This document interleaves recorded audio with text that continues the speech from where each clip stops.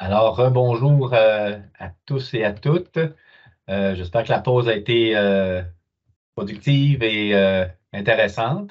Nous allons amorcer la deuxième partie de notre journée.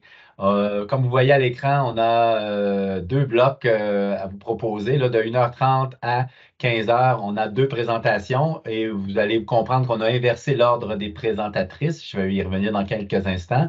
Après une petite pause de 10 minutes, on a une activité de table ronde de 50 minutes où on va réinviter tout notre monde et on va essayer de leur lancer quelques questions comme tel. Et le mot de clôture est prévu pour 16 heures, donc tout devrait être terminé vers 16h10, 16h15 comme tel.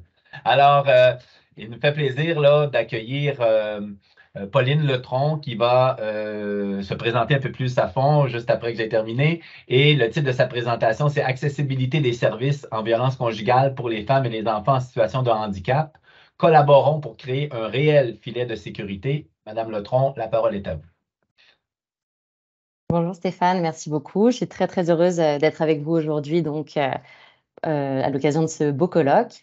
Donc, je m'appelle Pauline Letron, je suis chargée de projet au regroupement des maisons pour femmes victimes de violences conjugales et je travaillais auparavant au RUTA Montréal, qui est le regroupement des usagers du transport adapté et accessible de l'île de Montréal, qui militait donc pour le renforcement de l'accessibilité, notamment du transport adapté et du réseau régulier sur l'île de Montréal.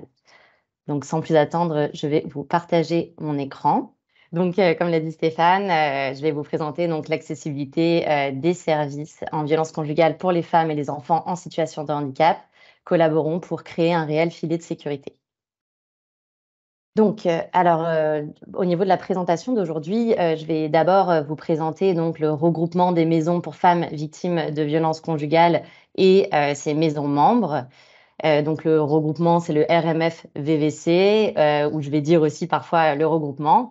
Je vais ensuite vous parler du projet donc accessibilité des services des maisons d'aide et d'hébergement aux femmes et enfants en situation de handicap en contexte de violence conjugale.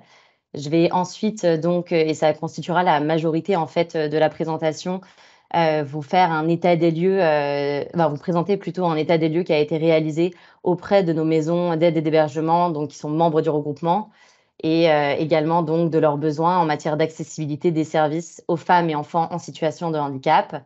Je vais aussi vous parler donc des bonnes pratiques et des stratégies d'intervention qui sont déjà mises en place par nos maisons. Et enfin, on pourra conclure donc ensemble cette présentation. Alors tout d'abord, le regroupement des maisons pour femmes victimes de violences conjugales. Alors, il faut savoir que c'est un réseau en fait qui est engagé depuis 1979 pour le droit à l'intégrité physique et psychologique des femmes. Il regroupe en fait 45 maisons d'aide et d'hébergement qui sont réparties dans 16 régions du Québec. On a plusieurs missions et plusieurs mandats donc au sein du regroupement, et notamment on a une mission donc d'éducation, de sensibilisation et d'action.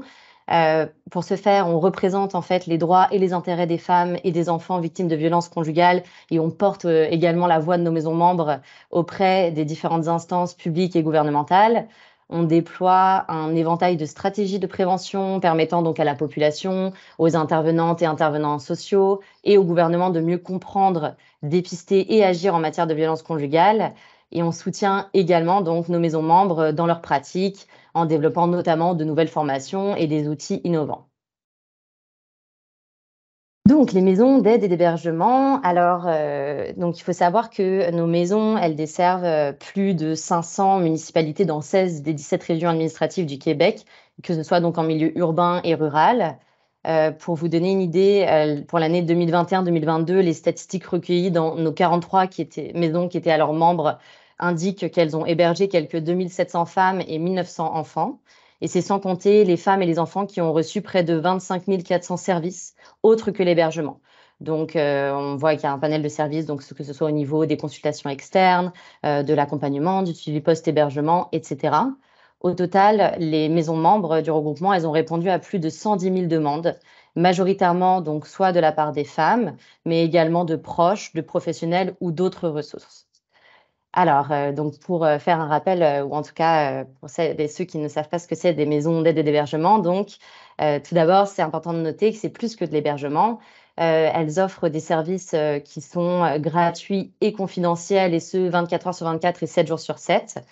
Elles mettent donc les 47 maisons membres du regroupement, elles mettent à disposition des femmes victimes de violences conjugales et de leurs enfants plusieurs services. Donc, on peut avoir par exemple un soutien téléphonique 7 jours sur 7 et 24 heures sur 24. Elles offrent aussi de la consultation externe. Elles offrent un hébergement sécuritaire. Elles offrent également de l'intervention individuelle, de groupe et jeunesse. Elles fournissent également donc de l'information, des références, un soutien et un accompagnement dans les différentes démarches. Donc, que ce soit par exemple pour trouver un logement, pour pouvoir bénéficier de l'aide sociale. Elles aident aussi donc dans tout ce qui concerne le soutien dans les recours juridiques, etc. Elles assurent également un suivi post-hébergement pour les femmes qui ont été hébergées. Et elles font également donc toute une panoplie d'activités de prévention et de sensibilisation dans la communauté. Et elles fournissent également donc une aide aux proches et aux intervenants et intervenantes socio-judiciaires. Donc, le projet accessibilité des services des maisons d'aide et d'hébergement aux femmes et enfants en situation de handicap en contexte de violence conjugale. Alors, il faut savoir qu'on est vraiment au tout début de ce projet-là, qui est un projet qui va durer donc sur 3 ans. On a donc développé ce projet avec un contexte, donc il y a certains chiffres qui ont été rappelés au sein des différentes présentations, mais il faut savoir donc que 24% des femmes au Canada sont en situation de handicap et un quart d'entre elles se trouvent de plus dans des situations de grande précarité financière. Toutes font face à des violences systémiques d'ampleur considérable. Aussi, on voit que les expériences et besoins justement des femmes en situation de handicap sont divers et dépendent de plusieurs facteurs sociaux tels que l'ethnicité, la racialité, le statut autochtone, si elles ont des enfants et ou autres personnes à charge, etc. Évidemment, donc ça a déjà été rappelé, mais les femmes en situation de handicap sont 2 fois plus susceptibles que les autres femmes d'être victimes de violences conjugales. Donc on voit vraiment qu'il y a une urgence à ce niveau-là et elles sont, aussi susceptibles d'en subir les formes les plus sévères. Il y a aussi une difficulté qui se rajoute puisque le conjoint violent incarne souvent le rôle de proche aidant pour ces femmes, ce qui accentue encore le degré de dépendance, à son égard et la violence conjugale peut se matérialiser, avec différentes formes comme par exemple de briser les aides à la mobilité, de limiter la femme dans ses déplacements, de limiter, l'accès par exemple aux médicaments, aux soins, à la nourriture etc. Donc ces faits alarmants, nous indiquent, qu'effectivement les services pour les femmes victimes de violences conjugales doivent être rendus accessibles aux femmes et aux enfants en situation de handicap et en adéquation avec leurs besoins. Donc, l'objectif de ce projet, c'est de renforcer l'accessibilité des services des maisons membres du regroupement aux femmes et enfants en situation de handicap en contexte de violence conjugale. Les 5 principaux axes, donc vous les voyez à l'écran de ce projet. Donc, c'est tout d'abord donc faire un état des lieux de l'accessibilité des services des maisons que je vais vous présenter aujourd'hui. Ensuite, un comité consultatif a été mis sur pied et des recommandations seront émises par ce comité pour justement conseiller sur les adaptations nécessaires à faire. Il y aura aussi une formation sur l'accueil et l'intervention destinée au personnel des maisons d'aide et d'hébergement qui sera effectuée donc par la suite. Et il y aura une sensibilisation également à la violence conjugale, donc ça qui sera plus dispensé aux organisations en santé et services sociaux et communautaires. Ensuite, donc, on essaiera de pousser à ce que des partenariats soient conclus entre les maisons et les instances en santé et services sociaux pour justement assurer la continuité des services auprès des femmes en situation de handicap et des enfants. Et finalement, on finira donc ce projet par une campagne de sensibilisation à la problématique de la violence conjugale vécue par les femmes en situation de handicap. Donc, sans plus attendre, je vais vous parler un petit peu donc de l'état des lieux de l'accessibilité des services. Donc, dans le cadre de ce projet, un questionnaire a été envoyé à nos maisons membres. Donc, il y avait un total de 111 questions qui couvraient plusieurs aspects de l'accessibilité. Donc, que ce soit par exemple par rapport au bâtiment, par rapport aux services fournis par les maisons, à la formation, etc. Donc, ce que je vais vous présenter ici, c'est les réponses en fait de nos maisons membres par rapport à ces différentes sections. On voit qu'il y a un taux de réponse au questionnaire qui a été de 72,7%, donc 32 sur 44 maisons d'aide et d'hébergement ont répondu à ce questionnaire. Il faut savoir aussi que certaines de nos maisons n'ont pas répondu parce qu'elles étaient actuellement en processus pour rendre leur maison accessible, donc elles préféraient participer au projet lors des prochaines phases. Les maisons qui ont répondu proviennent de toutes les régions couvertes par le regroupement des maisons pour femmes victimes de violences conjugales, et y compris les régions rurales éloignées des grands centres urbains. Le questionnaire se divise en 6 sections que je vais vous présenter évidemment de manière succincte puisqu'on n'a pas assez de temps. Mais je vais tout d'abord vous présenter donc le portrait général des maisons. Ensuite, on parlera brièvement de l'accessibilité des bâtiments. Ensuite, l'accessibilité des services. La section 4, donc sur la formation des intervenantes. Puis, nous parlerons un petit peu du post-hébergement. Et enfin, de certaines spécificités des régions rurales et éloignées des grands centres urbains. Donc, au niveau du portrait général des maisons, au niveau du taux d'accueil en hébergement selon les types de limitations fonctionnelles et concernant principalement les femmes en situation de handicap, il faut savoir que toutes les maisons en fait, qui ont répondu au questionnaire ont accueilli une femme en situation de handicap au cours des 2 dernières années. Évidemment, les maisons avaient plusieurs cases à cocher, donc elles ont pu répondre qu'elles avaient hébergé plusieurs types de femmes en fonction des différents handicaps. Donc, la grande majorité des maisons ont hébergé des femmes vivant avec des enjeux en santé mentale, donc 97% d'entre elles. 69% d'entre elles ont hébergé des femmes avec des déficiences motrices et 56% ont accueilli des femmes ayant une déficience intellectuelle. Pour le reste, on voit que 50% de nos maisons ont hébergé des femmes avec une limitation auditive. Pour 40,5% d'entre elles, elles ont hébergé des femmes avec une limitation visuelle. Pour 31,5%, elles ont hébergé des femmes avec des troubles du spectre de l'autisme ou d'autres troubles neurodéveloppementaux. Et enfin, 22% d'entre elles ont hébergé des femmes avec des troubles du langage et de la parole. En ce qui concerne donc les enfants en situation de handicap, on voit que la grande majorité des maisons a hébergé, donc 93% ont hébergé des enfants vivant avec un trouble du spectre de l'autisme ou neurodéveloppemental. 72,5% d'entre elles ont hébergé des enfants avec des troubles du langage et de la parole et 31% d'entre elles ont accueilli des enfants avec une déficience intellectuelle. Pour le reste, on voit que 24% des maisons ont hébergé des enfants avec des enjeux de santé mentale, 7% une déficience motrice, 3,5% une limitation visuelle et 3,5% une limitation auditive. Donc, malgré le fait qu'elles aient hébergé donc toutes des femmes et des enfants avec différents types de handicap, on voit que 78% de nos maisons ont témoigné avoir rencontré donc des obstacles durant l'hébergement de ces femmes et de ces enfants en situation de handicap. Les principaux obstacles qui sont revenus donc dans les témoignages de nos maisons concernent les modes de communication, le manque de connaissance de certaines conditions, donc par exemple comment agir en gestion de crise, la méconnaissance de certains besoins particuliers et également le manque d'accessibilité physique des lieux.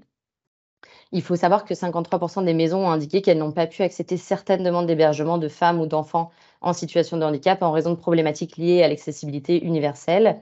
Les principales raisons qui ont été évoquées par nos maisons sont en lien donc soit avec l'inaccessibilité des lieux pour les femmes et les enfants en fauteuil roulant, donc par exemple que l'entrée était inaccessible, que les chambres et les salles de bain étaient à l'étage, qu'il n'y avait pas d'ascenseur au sein de la maison. Il y avait aussi un manque de qualification pour intervenir dans des situations avec des femmes vivant des enjeux de santé mentale, qui a été mentionné, et aussi le manque de ressources spécialisées, et notamment donc le fait que les maisons, par exemple, n'avaient pas d'accès à d'interprètes, enfin, aucun interprète n'était disponible, qu'il n'y avait aucun partenariat avec des organismes spécialisés qui auraient pu également les soutenir durant l'hébergement, et aussi le fait qu'il n'y avait pas de préposé aux bénéficiaires disponibles a été une des raisons du fait qu'elle n'ait pas pu accepter des demandes d'hébergement. Donc là, on va revenir un petit peu en détail sur justement les défis durant l'hébergement. Alors, les problèmes de communication, donc le principal défi selon nos maisons. Donc, en fait, ces problèmes de communication-là, ils ont plusieurs conséquences. Donc, l'isolement notamment du reste des femmes hébergées, les difficultés à participer aux activités de groupe et à la vie communautaire. Donc, par exemple, on avait une maison qui nous a parlé du fait que la femme n'arrivait pas à bien comprendre quand il y avait des activités de groupe puisque tout le monde parlait en même temps. Et il y a aussi une communication difficile avec les intervenantes qui a été mentionnée. Donc 44% des maisons ont indiqué avoir eu de la difficulté dans les gestions de crise, et notamment le fait qu'il y avait peu de pièces permettant de s'isoler, et les intervenantes se retrouvaient en fait démunies et ne savaient pas comment réagir. Au niveau du manque d'accessibilité des lieux, donc on voit que 28% des maisons ont répondu avoir eu de la difficulté à cause justement de l'inaccessibilité des lieux. ce qui a eu plusieurs conséquences donc pour ces femmes, donc l'impossibilité de participer aux activités quotidiennes, donc par exemple de faire la cuisine, de participer au lavage, et cetera. La difficulté aussi à participer aux activités de groupe et à la vie communautaire et le fait qu'il n'y avait pas non plus d'accès à certains lieux de vie importants, donc par exemple que le salon était situé au sous-sol ou elles n'avaient pas accès, à la cour extérieure, et cetera. La méconnaissance de la problématique est aussi revenue dans 20 des cas. Donc, nos maisons donc pour 20 d'entre elles, elles ont répondu qu'elles ne connaissaient pas les besoins des femmes et des enfants en situation de handicap et ont témoigné d'un réel, besoin de formation et elles ne savaient pas non plus comment adapter justement, leurs techniques d'intervention. Donc on a eu cet exemple d'une femme hébergée qui était, sous tutelle et le la maison nous a dit qu'elle n'avait pas du tout l'habitude en fait justement de travailler avec un tuteur. Dans ce cas-ci, le tuteur refusait que la femme retourne avec, son conjoint violent, mais cette femme souhaitait retourner avec lui, donc elle ne savait pas comment faire, par exemple. 16 des maisons ont déclaré que leurs outils d'intervention n'étaient pas adaptés, donc inadaptés, à différents types de femmes en situation de handicap et notamment, il y avait une mécompréhension, en fait, de la violence conjugale de certaines femmes et notamment, les femmes qui avaient une déficience intellectuelle, un trouble du spectre de l'autisme. Pour 12 des maisons, elles ont aussi, en fait, parlé de problèmes de sécurité, donc que ce soit, pour, la femme, pour les enfants ou pour le personnel et les autres, résidentes. Notamment, il y a eu donc un cas où, le mobilier a été détruit et il y a eu des blessures aussi, des intervenantes, qui ont entraîné donc des congés maladie. Donc on peut voir aussi que ça peut être effectivement, problématique en ce sens. Au niveau de l'accessibilité des bâtiments, alors je me base vraiment sur ce que les maisons nous ont rapporté. Donc 70 des maisons, nous ont dit être entièrement ou partiellement accessibles donc, aux femmes et enfants en situation de handicap, selon, le handicap et 22 d'entre elles ne se disent aucunement accessibles. En fait, il y a 38,5 des maisons qui ont dit avoir fait d'importantes rénovations ou l'acquisition d'équipements spécialisés. Donc qui l'ont déjà fait. Et 63,5 des maisons prévoient de réaliser des travaux d'adaptation et ce, au cours des 2 prochaines années financières. Pour 30 d'entre elles, elles ne le prévoient pas et il y a 2 maisons qui ne le savent pas. Donc effectivement, il y a des défis qui ont été identifiés par les maisons, pour offrir des mesures d'adaptation répondant aux besoins des femmes et des enfants en situation de handicap. Et ça concernait en fait essentiellement donc, le fait qu'il y avait un manque d'espace pour 48 des maisons, un manque de financement pour 40,5 des maisons, un manque d'expertise et de connaissances pour 33,5 d'entre elles, un manque de temps ou de personnel pour 29 d'entre elles et il y a aussi plusieurs de nos maisons qui ont mentionné le fait qu'il fallait qu'elles se relocalisent en fait pour devenir accessibles, donc ce qui entraîne, évidemment de nombreuses démarches. Au niveau de l'accessibilité donc, extérieure, donc on a posé plusieurs questions sur l'accessibilité extérieure concernant le stationnement, l'entrée principale, le mobilier, l'interphone et cetera et aussi sur, l'accessibilité intérieure, donc plus par rapport aux couleurs contrastantes par exemple, à l'éclairage suffisant, l'agencement de l'espace, la présence d'un ascenseur ou non. On a posé des questions un peu plus précises sur les diverses pièces, qui étaient accessibles ou non. On a aussi posé des questions sur du mobilier adapté pour, justement avoir un exercice de la parentalité et cetera. Donc, ce qu'on voit un petit peu dans ces réponses, 65,5 de nos maisons ont un stationnement qui est accessible au transport adapté et 56,5 d'entre elles ont une porte d'entrée accessible. Mais par contre, la grande majorité des maisons n'ont pas d'affiches ou d'autocollants mentionnant que le débarcadère, par exemple, est accessible ou que la maison est accessible si tel est le cas. Pour 53 des maisons, la porte d'entrée a une couleur qui est contrastante et l'entrée dispose d'un éclairage suffisant et 65,5 d'entre elles ont affirmé que le mobilier extérieur était facilement repérable et hors de la zone de déplacement. Au niveau de l'accessibilité intérieure, donc, lorsque nos maisons ont mentionné que certaines des pièces de leur maison étaient accessibles, celles qui ont été mentionnées comme le plus souvent accessibles sont d'abord donc la cuisine, donc pour 69 des répondantes, l'entrée pour 62,5 des répondantes, la salle de bain pour 59,5 des répondantes, la chambre à coucher pour 56,5 des répondantes et la salle commune pour 56,5 également.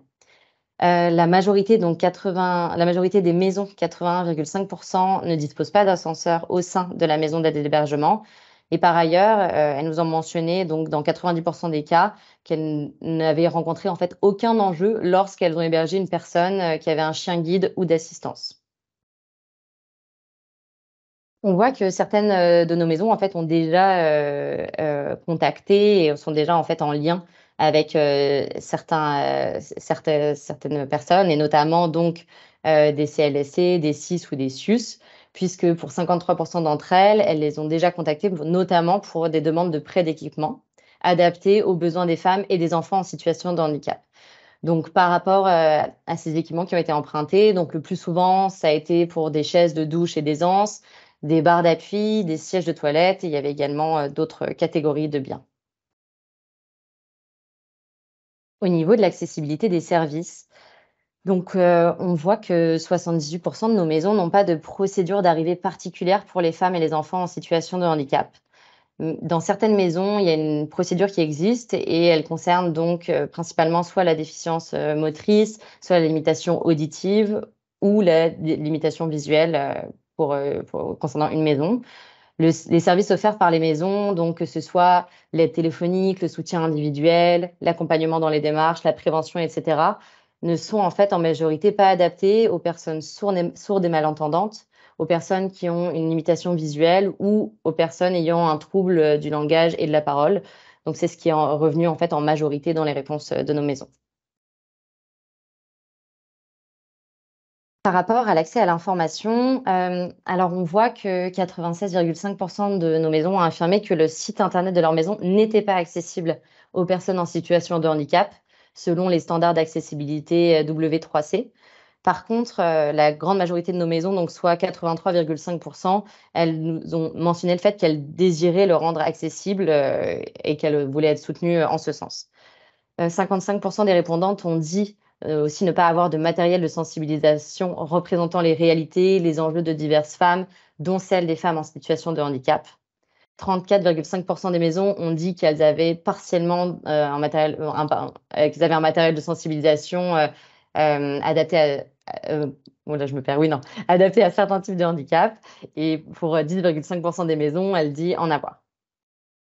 Ensuite, ce qu'on voit, c'est qu'au niveau de la communication, donc on voit que 69 des maisons ont dit que leurs intervenantes ne connaissaient pas le service de relais vidéo SRV Canada, donc qui permet notamment à une personne sourde ou malentendante de communiquer gratuitement avec la maison d'aide et d'hébergement, par exemple. Par contre, 31 de nos maisons le connaissaient. Seulement 12 maisons ont répondu que leurs intervenantes ont accès à une interprète ou un interprète en LSQ, donc langue des signes québécoise, 2 maisons en ASL, American Sign Language, et une maison en LSQ ou en ASL tactile, notamment pour les personnes souffrant du syndrome d'Usher, vivant avec un syndrome d'Usher. Aussi, 86,5% des maisons ont indiqué qu'un ordinateur avec une caméra peut être utilisé pour permettre justement à 2 personnes de communiquer soit en LSQ, soit en ASL et 13,5% des maisons ont dit que non. Donc en ce qui concerne les situations d'urgence, on voit que 53,5% des maisons ont indiqué justement être informées des besoins des femmes en situation de handicap qui doivent être pris en considération lors de la mise en œuvre d'un scénario de protection et 46,5% des maisons ont répondu donc ne pas l'être. 76,5% des maisons ne savent pas en fait que le service de relais vidéo SRV Canada pour les femmes sourdes et malentendantes offre un service pour communiquer en cas d'urgence avec le 911.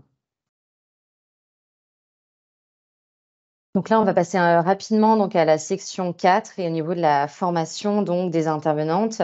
Il faut savoir qu'aucune de nos maisons qui ont répondu donc à ce questionnaire n'a indiqué que des intervenantes ont suivi des cours de langue de signes, que ce soit au niveau de la langue des signes québécoise et ou de l'American Sign Language.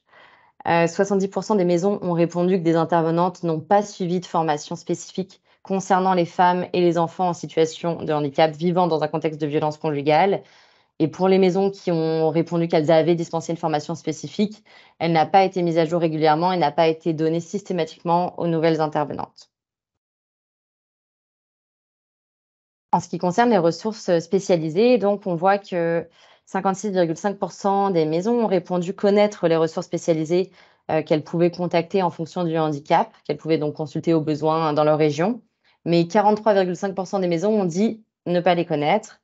Il y a certaines ressources qui ont été mentionnées par les maisons et notamment donc les organismes communautaires, les SIS, les CLSC. Il y a aussi les centres de réadaptation qui ont été mentionnés et certaines de nos maisons ont mentionné avoir déjà un cartable des ressources qui répertorie les différentes justement ressources spécialisées consultables au besoin en fonction du type de handicap.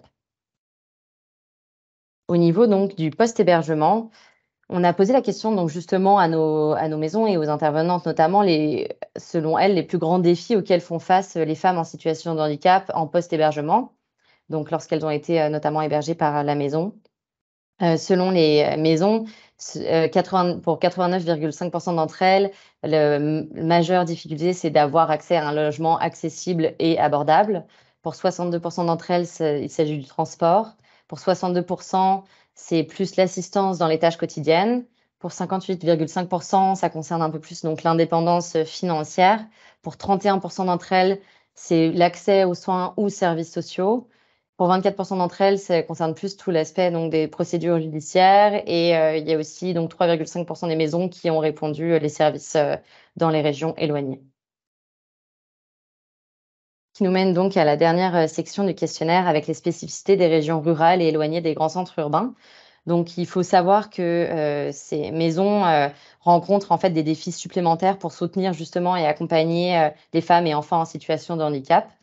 Parmi les maisons situées dans ces régions, 44,5% disent rencontrer divers obstacles, donc justement pour offrir un secours immédiat aux femmes et enfants en situation de handicap, et notamment tout ce qui concerne donc le transport adapté, puisque dans certaines régions, il n'y a pas de transport adapté. Et il y a aussi l'accès aux ressources spécialisées qui a été mentionné comme un gros enjeu, et aussi la disponibilité en fait des logements adaptés et abordables dans ces régions. Donc, les maisons qui éprouvent de la difficulté à rejoindre ces femmes font appel aux organismes communautaires locaux, au SIS et au SUS. Par contre, on voit qu'il y a vraiment aussi une grande difficulté au niveau de l'accessibilité aux interprètes, puisque 77% pardon, des maisons de ces régions n'ont pas accès à des interprètes, que ce soit en langue des signes québécoise et en American Sign Language. Donc, on va finir cette présentation par les réussites et les expériences positives des maisons. Alors, il faut savoir que la grande majorité, en fait, des maisons qui ont répondu à ce questionnaire ont affirmé avoir déjà mis en œuvre certaines adaptations pour mieux accompagner les femmes et les enfants en situation de handicap. Donc, en voici quelques exemples.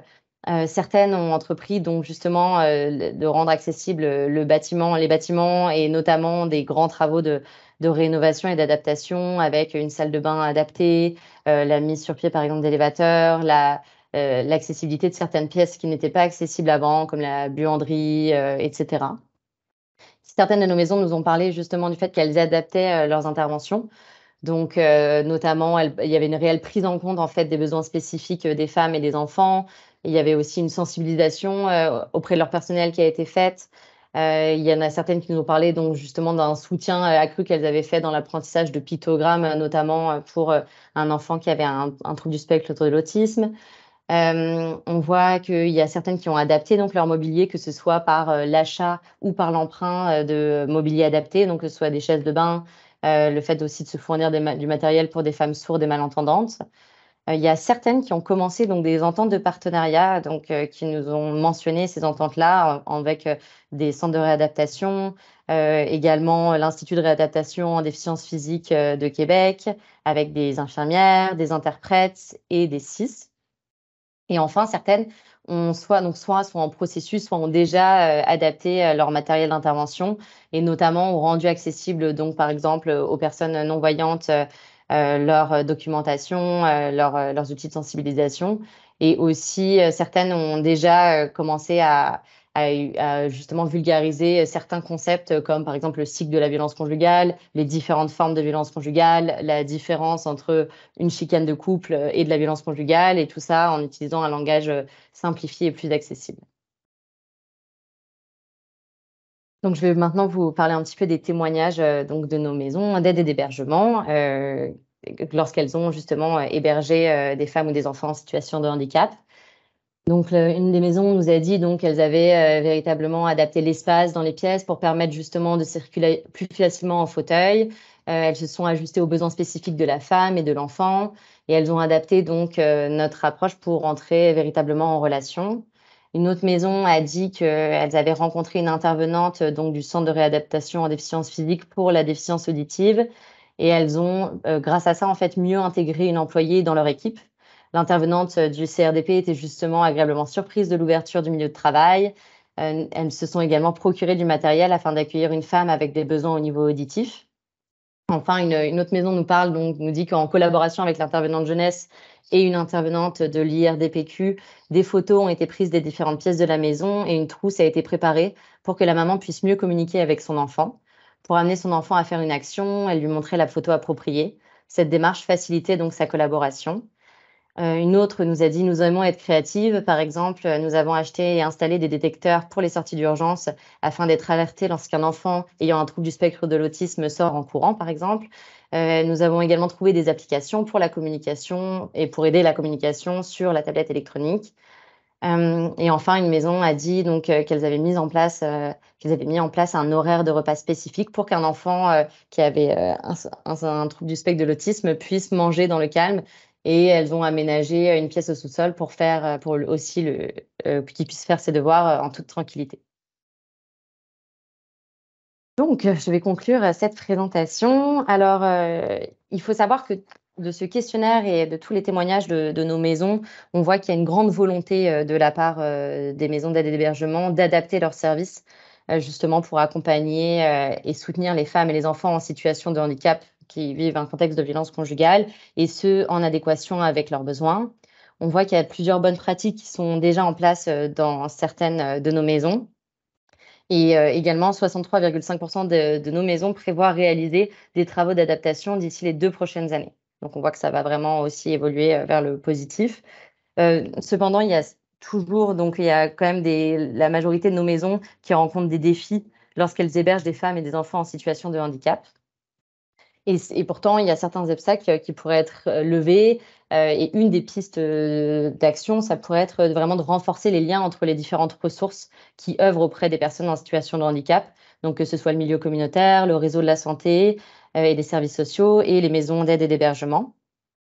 Le manque de ressources spécialisées, ça a été notamment l'une des raisons invoquées par les maisons lorsqu'elles n'ont pas pu accepter certaines demandes d'hébergement, donc le fait qu'il n'y avait pas d'interprète disponible, le fait qu'il n'y avait pas de préposé aux bénéficiaires disponibles ou qu'il n'y avait pas de partenariat simplement, qui avait été conclu avec des organismes spécialisés. Et certains témoignages de nos maisons révèlent également donc le besoin justement de partage de connaissances et de formation. Une des maisons nous a dit: «Nous manquons clairement de connaissances pour adapter minimalement les services des personnes ayant une déficience intellectuelle, une déficience visuelle, une déficience auditive ou une déficience physique». Quelques maisons donc, ont déjà conclu, des partenariats avec des SIS ou des compagnies de transport adaptées en cas d'urgence, mais elles restent minoritaires et nous espérons à l'avenir qu'elles ne feront plus preuve d'exception.